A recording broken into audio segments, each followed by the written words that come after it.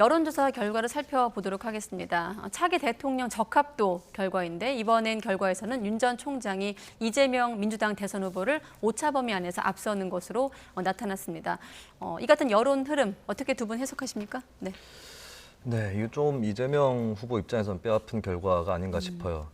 후보가 한 명으로 추려진 것인데 그런데 1위를 하지 못했다. 물론 오차 범위 이내기는 합니다만은 네. 사실은 이 상태에서는 훌쩍 앞서 나가 있는 게 맞는 거거든요. 제가 잠시 껴들면 사실 네. 조금 민감하고 눈치가 빠르신 눈썰미 있으신 분들은 이낙연 전 대표가 빠졌기 때문에 네. 그걸 이재명 후보가 흡수해야 되지 않을까 싶은 그 질문을 말씀하시는 그렇죠. 거죠? 예. 그 이낙연 후보 표도 좀 다층적으로 구성이 돼 있거든요. 이낙연 후보 표 중에서 중도 보수 성향 표도 좀 섞여 있는데 네. 그 표까지 받아 안기는 좀 힘들 수도 있습니다. 근데 적어도 호남 성향의 표라든지 문재인 대통령에 대한 강경한 지지층에 대한 표라든지 이런 것들은 흡수를 해야 되는 건데 그것 치고는 많이 힘들다라고 하는 것이고 오늘 또 이제 대장동 의혹 관련 국감에 대한 MBN 매일경제 여론조사 결과도 나왔는데 네.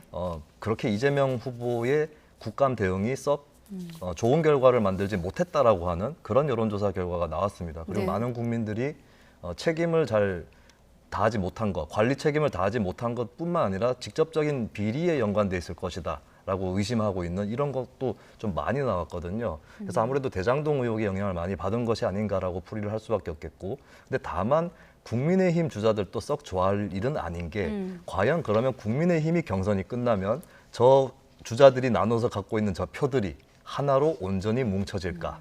이 부분도 좀 다시 생각을 해봐야 된다. 특히 20, 30대 표심 같은 경우는 국민의힘 후보 중에서 한 명을 지지를 하긴 하는데 네. 그 후보가 국민의힘 후보가 되지 않으면 다시 무당층이라든지 제3후보라든지 혹은 일부는 민주당으로 이렇게 건너가는 표들이 나올 수 있는 거거든요. 그래서 국민의힘도 좋아할 일은 아니다. 민주당에서 먼저 벌어졌던 나쁜 현상이 국민의힘에 시차를 두고 다시 나타날 수 있다. 이 점을 좀 주의를 해야 될 것 같습니다. 바꿔 말하면 국민들은 유권자들은 아직도 고민하고 있고 혼란스러워하고 있다라고 해석할 수 있겠고요. 자, 교수님은 일단 이낙연 전 대표의 표 어디로 갔다고 볼 수 있을까요? 야당 쪽으로 많이 흘러간 거죠. 아무래도 그게 이제 우리가 잘 아는 경선 후유증입니다. 그래서 사실상 경선에서 어떤 시너지 효과가 발생하지 않고 이낙연 후보를 지지했던 표들이 지금 홍준표 후보라든가 윤석열 후보에게 지금 떠 있는 이런 현상. 제가 이제 떠 있다라고 표현하는 것은 이건 언제든지 움직일 수 있는 가변적인 어떤 표의 성격이 굉장히 강하다는 의미를 드리는 것이고, 또 한 가지가 이제 여기에 엎친 데 덮친 격으로 사실상 대장동 의혹이 어느 정도 확산되는 그런 시점이 이게 겹쳤기 때문에 지지율이 이재명 지사의 지지율이 이 정도로 나왔다 이렇게 볼 수 있고요. 네. 또 반대로는 또 국민의힘당의 후보들이 좀 약간의 약진을 했던 부분들은 TV 토론을 하면서 1대1 후보들 간의 어떤 토론 이런 것들이 사실 국민의 어떤 관심을 모으는 그런 계기가 됐고, 특히나 윤석열 후보가 굉장히 적극적인 어떤 토론의 이 방식, 토론의 어떤 이 모습을 보여주면서 상당히 이제 호평을 받았던 그런 부분도 여기 이제 담겨져 있다라고 생각을 해요. 그런데 이게 이제 18일, 20일 양쪽의 여론조사 같은 시기에 이제 벌어졌는데 네. 약간은 다른 어떤 의미가 나옵니다.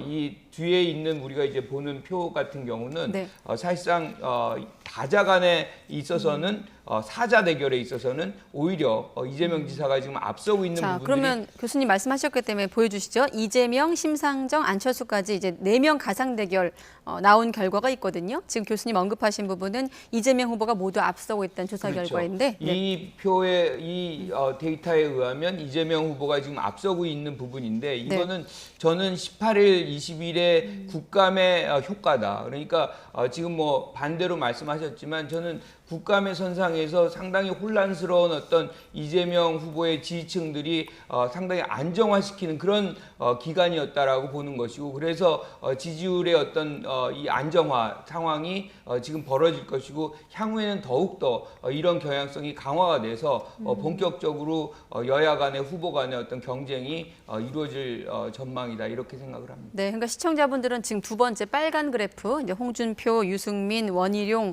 윤석열 이렇게 그 국민의힘 후보가 바뀌는 것을 감안하시면서 이제 화면을 한 번씩 돌려주시고요. 평론가님은 어떻게 보십니까? 네.